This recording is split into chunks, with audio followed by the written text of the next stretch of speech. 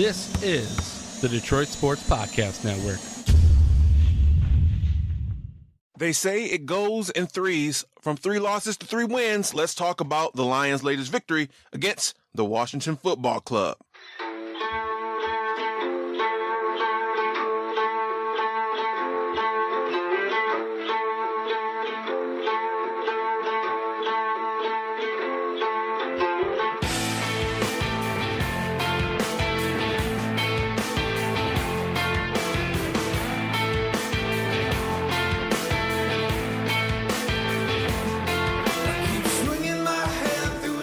The Hindsight 20 podcast. I'm your host, Jerry Mallory. I want to thank each and every one of you for listening to the show. Hey, man, it's cool. The Lions got 3 wins in a row. They did what they're supposed to do, all right? When you're looking at that schedule and you see 3 straight games at Ford Field, you're expecting to win 2, if not 3. And they did just that. They got the 3 wins. And these are 3 quality teams. I mean, they aren't at the top of the heap. But the Rams certainly has had some success this year. The Eagles, especially so. You know, they got victories over teams like the Steelers. They just beat the formerly undefeated Minnesota Vikings. Redskins, you know, NFC East champs last year, winners of 4 in a row. Very balanced. The offense, the defense is all there. The Lions, 1, 2, 3, took all of them out. Additionally, all 3 of these teams seem to be solid on defense. Now, we didn't put up huge numbers. We didn't, have all the points, but we moved the ball well, especially in that Philadelphia game. If you're looking at that defense now, they're considered to be one of the best in the league. And so you got to be proud. You got to be happy of how we've taken care of things. We're going to look at this Washington game. And of course, we got to talk about the one and only Matthew Stafford. I mean, week in, week out now, he's been doing whatever's needed to be done. The stats aren't, 2011 where it was 3 touchdowns every game and 350 yards. But it's enough. And he's using his legs. He's moving. He's doing what he has to do. And now we're hearing 3 letters we have not really heard a lot with the Detroit Lions. Maybe a little bit with Calvin a few years ago, but not really. MVP? I mean, I don't think we've really considered having a guy that good at this point in the year since Barry Sanders when he won it along with Brett Favre. But here we are, about half of the season out of the way, and Stafford is one of the best, if not the best quarterback statistically in the league. He's playing at an all-time level. Let's listen to number 9. As we've been doing each week now, he had the post-game presser. He's talking about their scheme. Some people wondering maybe they were going away from Marvin Jones at first because of Mr. Josh Norman covering him in the first half. He talks about that, the game-winning drive, and all of the goodness that is your Lions' victory against the Washington Redskins. Let's give a listen. Not really. We were playing their scheme more so than we were their players. Obviously, Josh is a really good player, but I was just trying to throw it to the open guy. And, I wasn't perfect today, no question. Missed some throws, some stuff I'd like to have back, but we were able to pull it out at the end, which was good. All the time in the world with those timeouts, and just let's go make some plays. I mean, they know what it's all about. They've been in that situation with me before, and we're down some guys. Had to do it a little bit different today with 4 wides. Usually have a tight end in there somewhere, but guys stepped up, made great plays. Those guys make great plays. We win the game.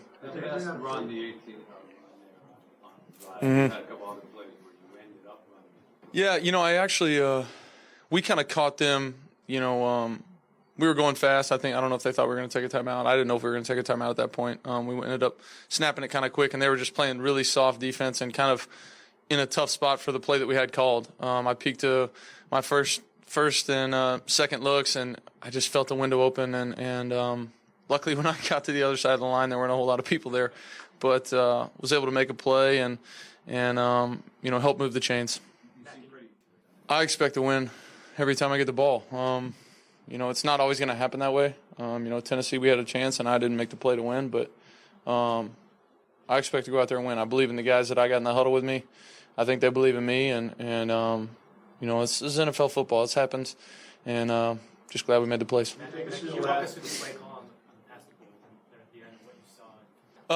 Just an aggressive shot. Obviously, we had some shots at the end zone there.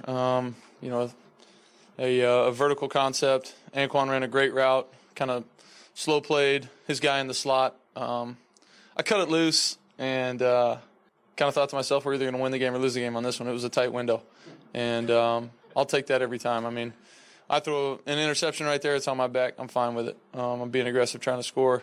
Anquan ran a great route. Obviously caught the ball and got in. Just a really nice play. I think I'll look back on it when I'm done playing and really appreciate it.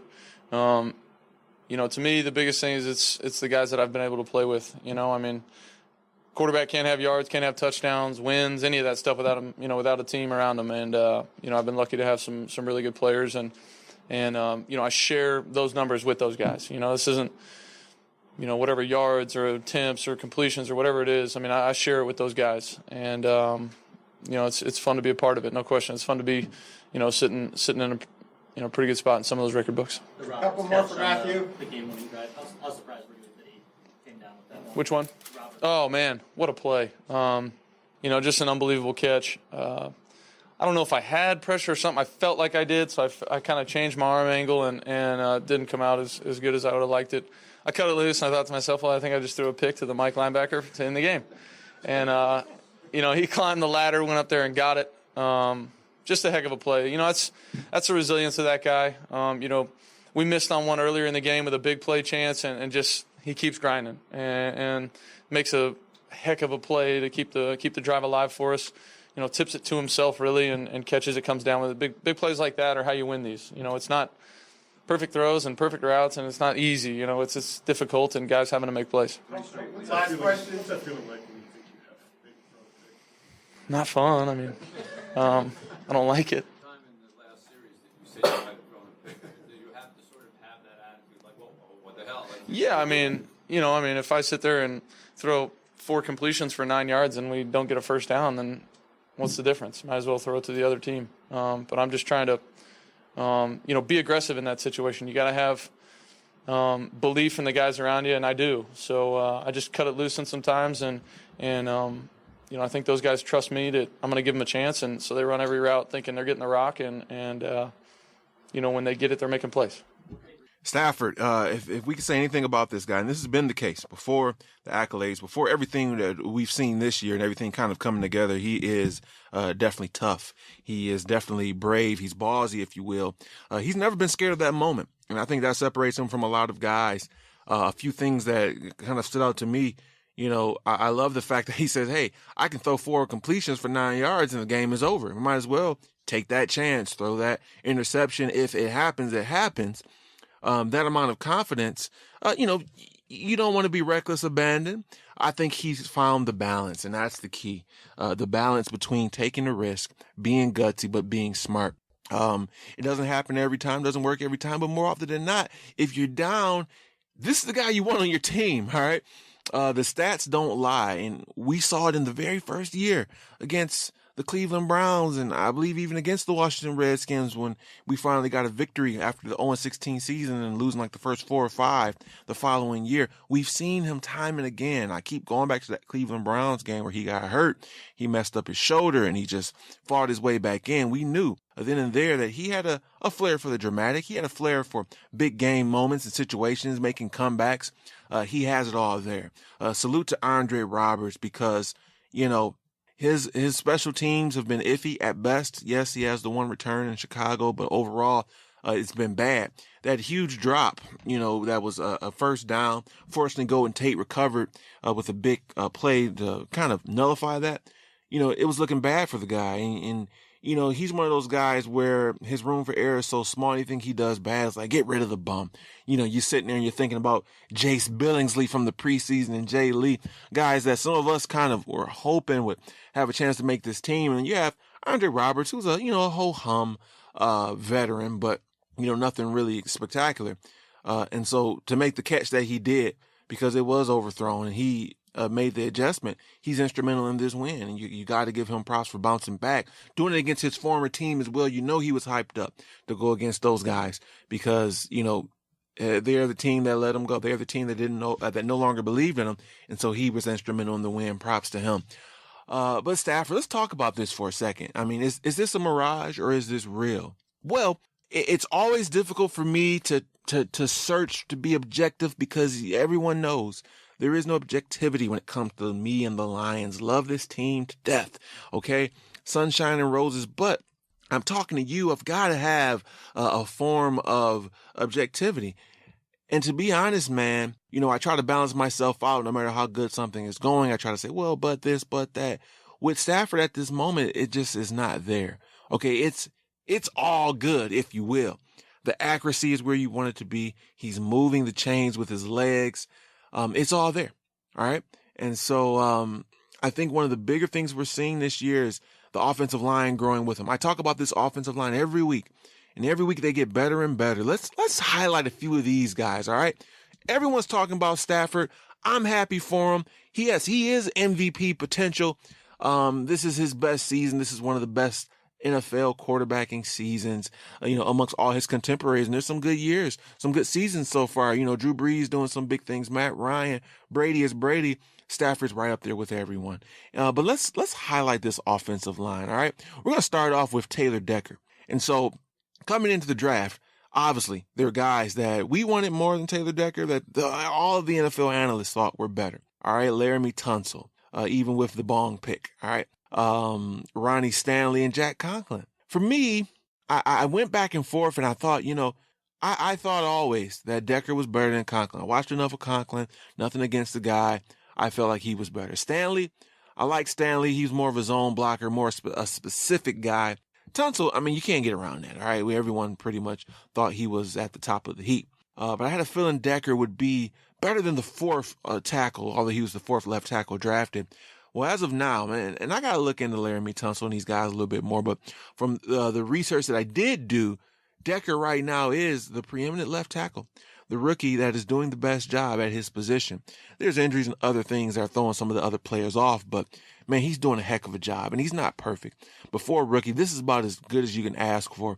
And you have to be confident that when he came in right out the gate at that left spot, you had to know, because Reef isn't, he wasn't the best, but he wasn't the worst. So it wasn't like he was replacing, a nightmare at left tackle. For this guy, day one as a rookie, to replace a serviceable left tackle in Riley Reef right off the bat, you had to know there was something potentially special there, and I think we're starting to see it. His athleticism, math bomb, Kentley Plate over at their Pride Detroit, his stats are phenomenal. And, he looks at the effectiveness of offensive linemen with their athleticism rates.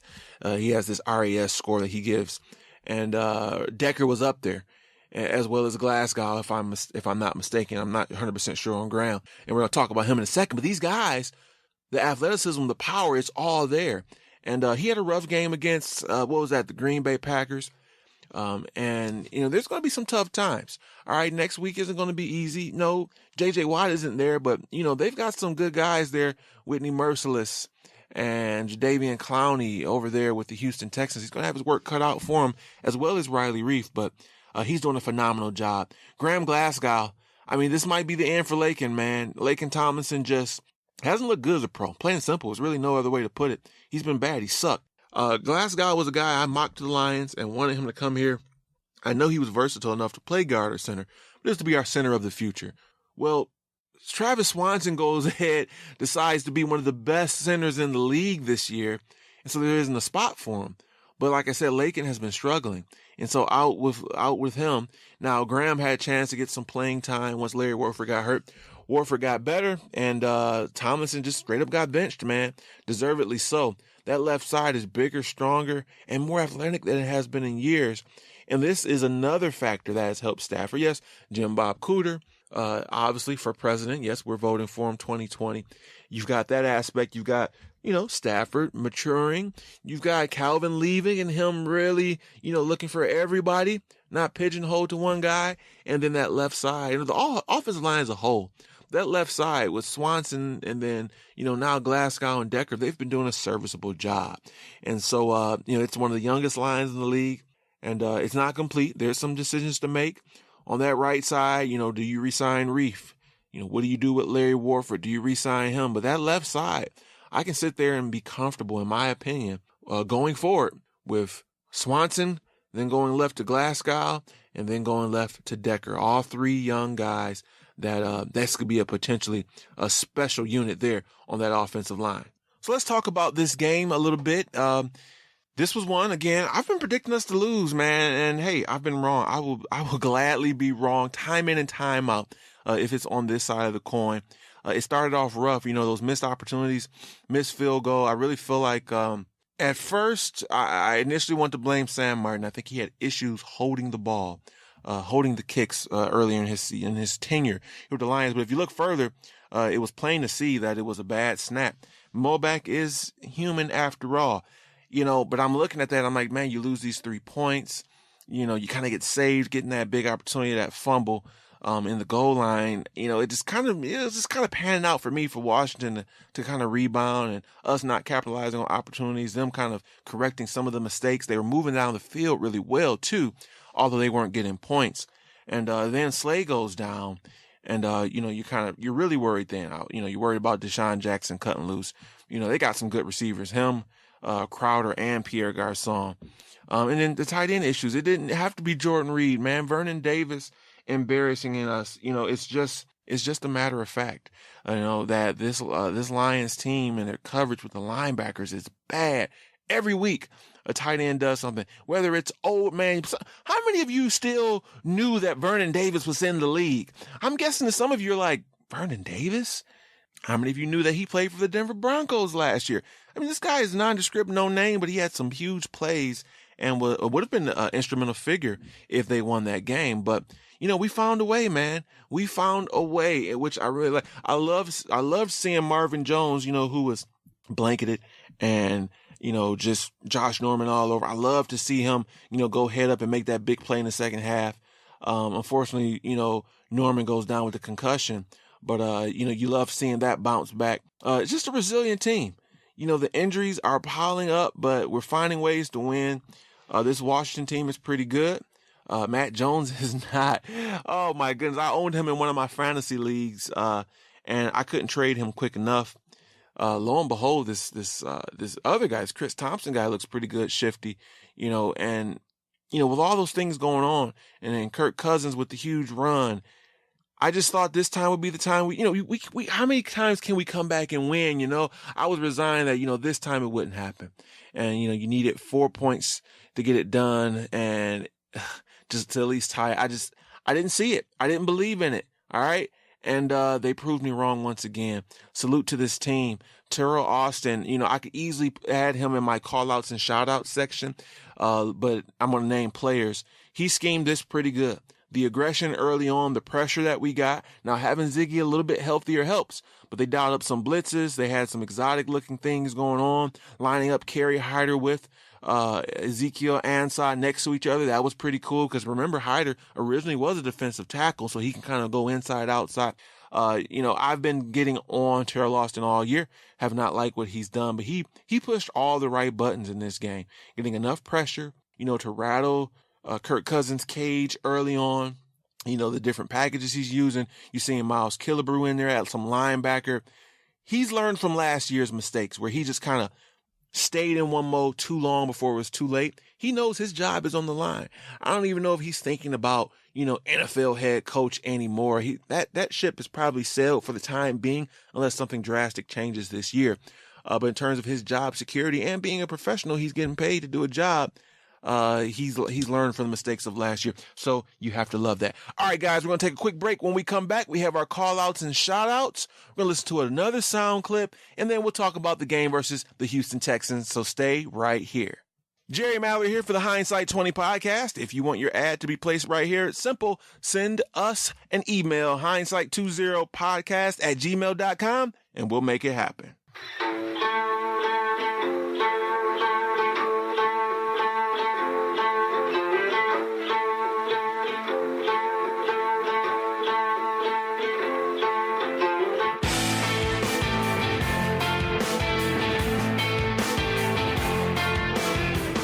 We're back on the Hindsight 20. Before we go into call-outs and shout-outs, before we talk about the Houston Texans, let's take a look at the power rankings.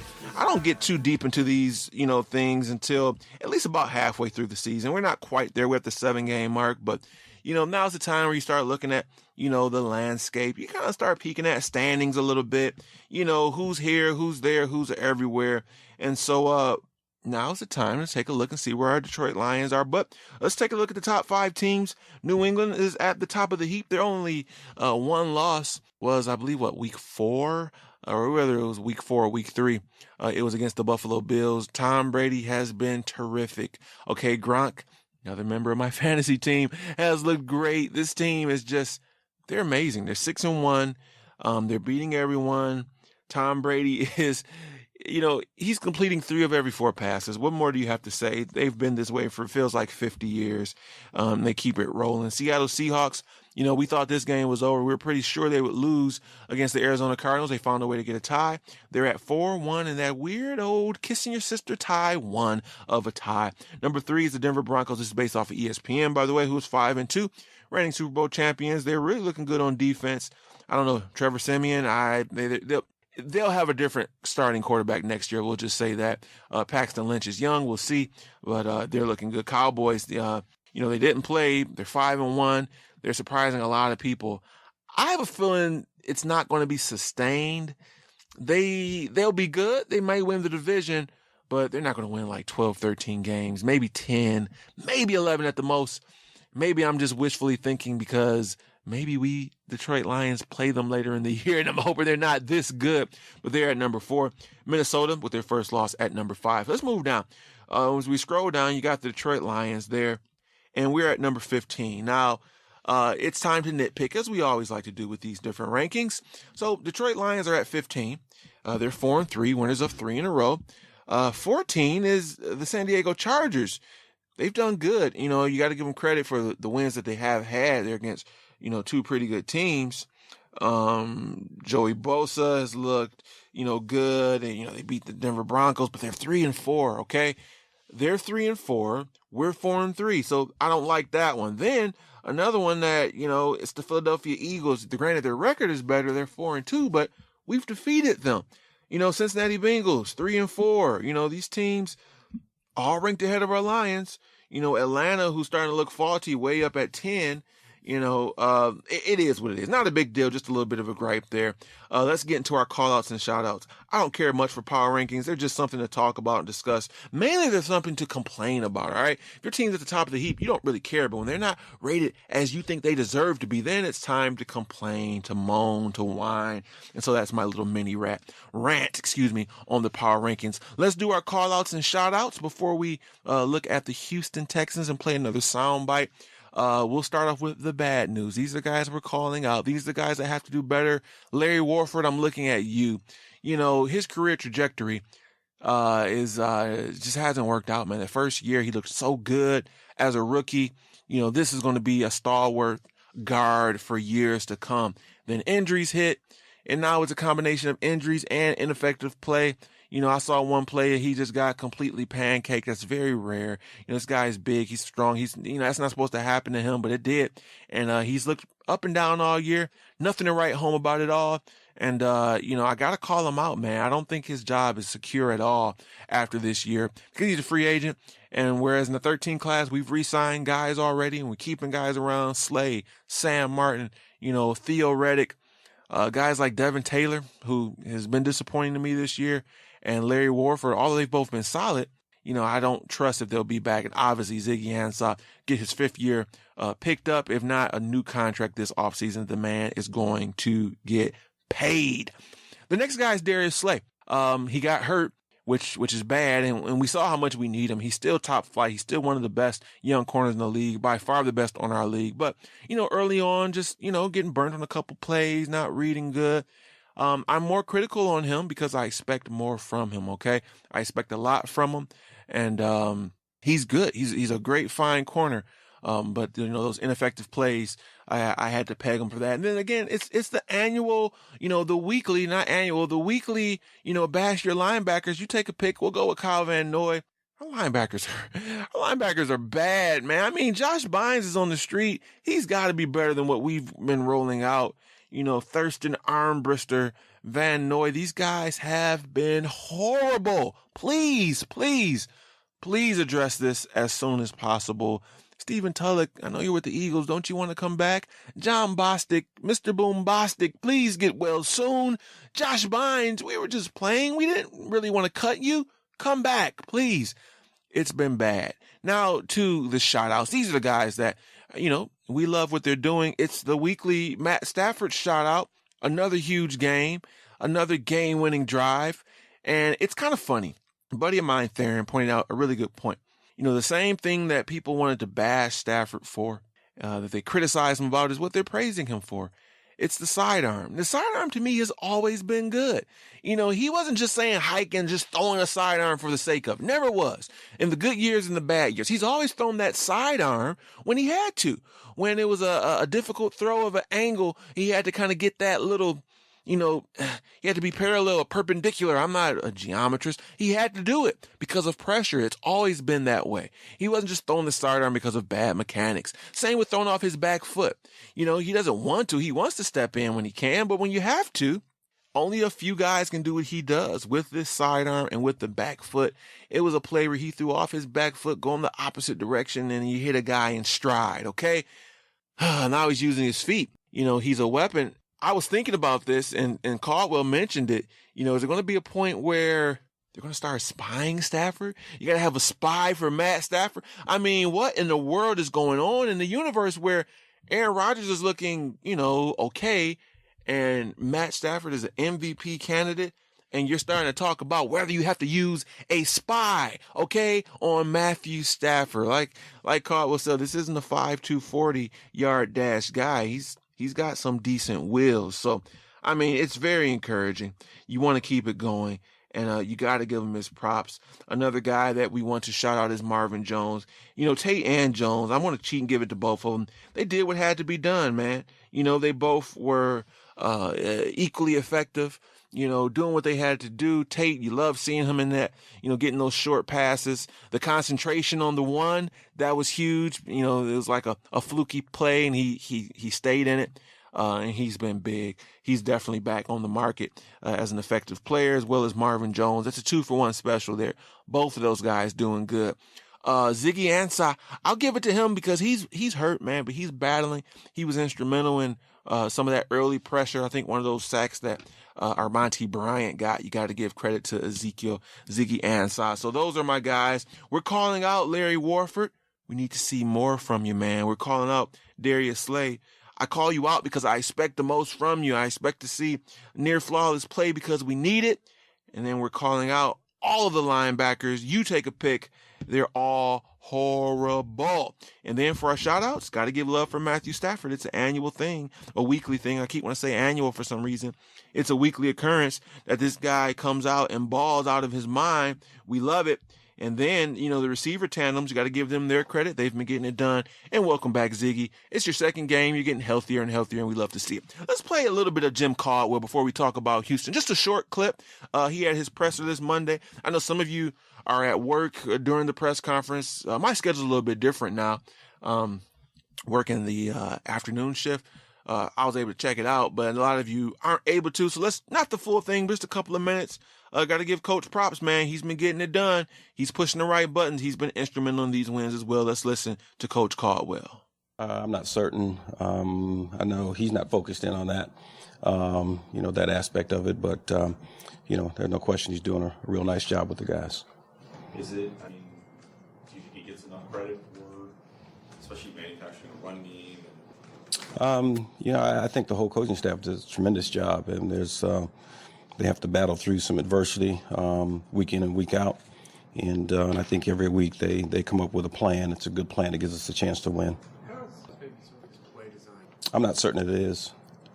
What does it mean to a team, according to some of the guys, when Matthew came into the huddle with a minute 5 to go, he said, "We got this." What does it mean to a team when the quarterback comes in and says, "Here we go, boys, we got this handled"?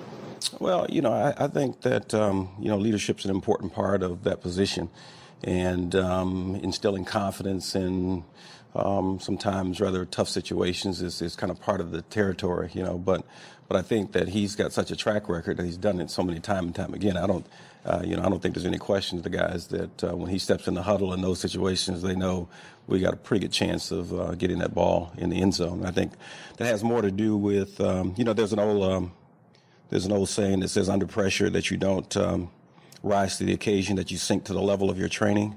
and that's why we work so hard. I think that's probably is more in line with, that kind of conversation, that kind of thinking, because, they practice those situations, they work at them, and, they've been able to, on occasion, been able to come through. Yeah. Benching Lake and benching a first-round draft pick is not an easy decision, I'm sure.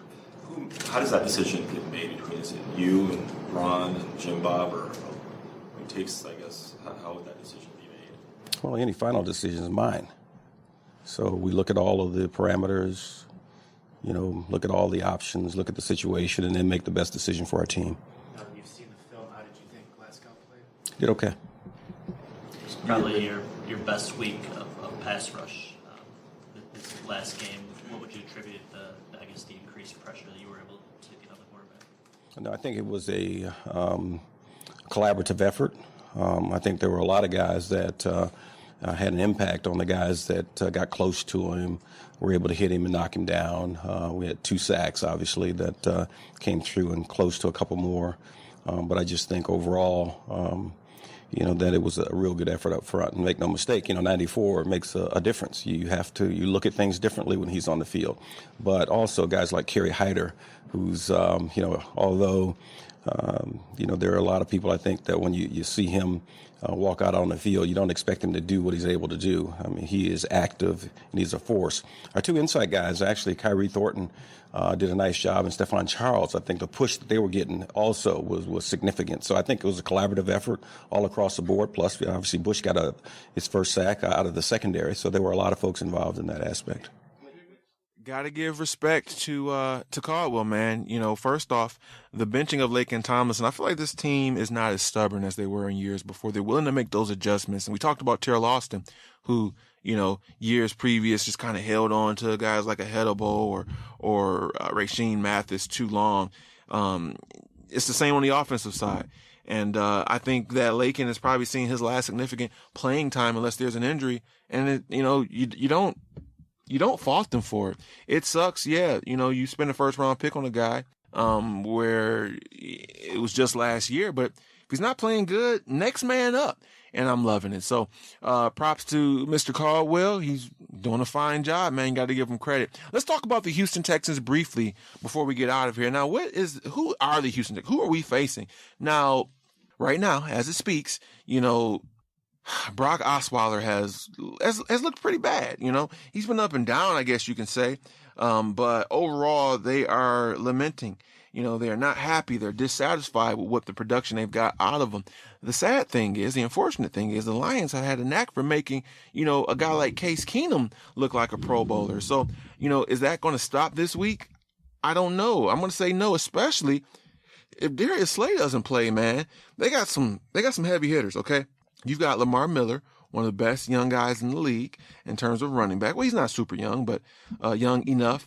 And then Mr. Hopkins, DeAndre, he's getting it done each and every week. The stats might not always be there, but he's coming to play. He's one of the best receivers. And then there's Will Fuller, the 5th, okay? This young guy, if you don't know about Will Fuller, the 5th, I'm hoping you don't get an introduction to him this upcoming week. The explosion, the speed, he reminds me of Odell Beckham Jr. The guy is phenomenal. All right, his first few weeks, he lit the world on fire. And he slowed down a little bit, but he's still one of the best in the business in terms of young rookies. A lot of good rookies this year. He would be considered a Rookie of the Year candidate, but there's so many good rookies this year that he's not, he's probably not going to get that. It's going to be between Dak Prescott, Carson Wentz, and Ezekiel Elliott. It has to be, right? Especially on the offensive side of the ball. But Texans are 4-3 right now. They're ahead of that weak division. We know how bad that division is. They really need to mix something up. You got the Colts, the Titans, the Jaguars. It's like, man, if we could have been in that division, we would have been in the race for the division ourselves. But lo and behold, they're 4-3. Yes, J.J. Watt is out, but like I mentioned, Whitney Merciless, as well as Jadeveon Clowney has been getting done. They just lost one of their main guys, their tackle, Dave Newton or Newhouse, whatever his name is. My memory escapes me. clearly don't have my notes in front of me if you can't tell, but they just lost him. He's a big guy. He blocks for them. You need blockers, right? Well, he's out. He tore multiple MCL ligaments or some type of crazy injury. I literally, guys, just to be full disclosure, I had some notes on the Houston Texans, and I lost them, okay? But he's a tackle. I think his name is Newton or Newhouse. I want to say he's their right tackle, but he's going to be out.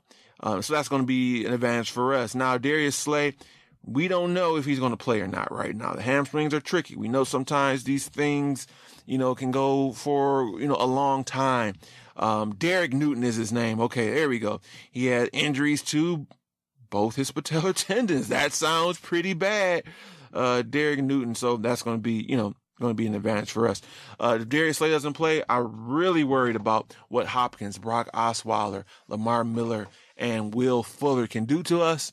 But another week of health for Ziggy Ansah. Hopefully on offense, we have to wait and see, if we'll be getting back Eric Ebron, if we'll be getting back Theo Reddick, Dwayne Washington. That should be a boost. If we get those guys back, look for this to be a higher scoring game. I don't know, man. I've been wrong. I've picked the Lions to lose the last 3 weeks, and I've been wrong. So I'm going to pick them to lose again, and we'll see what happens. Am I cheating the system this time just so I can get the victory? Maybe. But, hey, I'm going to pick them to lose every week until they actually do lose. I don't believe in superstition. Like Michael Scott said, I'm not superstitious, maybe just a little stitious. I'm picking the Lions to lose this one seriously. We got to see what they can do on the road. So far, they've had 3 road games. 2 of them, they looked, actually all of them, their defense just didn't come to play, in my opinion.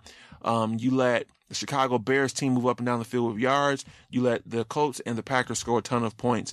And with Slay being hurt and Ziggy still being iffy, I do think our defense will let us down on this one. So I got us losing this game. But like I said, I've been wrong. We'll have to wait and see. I want to thank each and every one of you for listening. Hey, man, we're getting these victories. It's been a fun ride. Can we keep it up? We'll have to wait and see. But we're sitting pretty at 4-3. It's time to see what we got now. It's a road test. It's a decent team in the Houston Texans. Not one of the best in the league, but a road game is always difficult. I want to thank each and every one of you for listening once again. I'll be back next Monday with another show, Win, Lose, or Draw. Proud member of Pride of Detroit. Proud member of this very podcast right here. You can find me on Twitter at Jerry Mallory NFL. And until then, this has been the Hindsight 20 Podcast.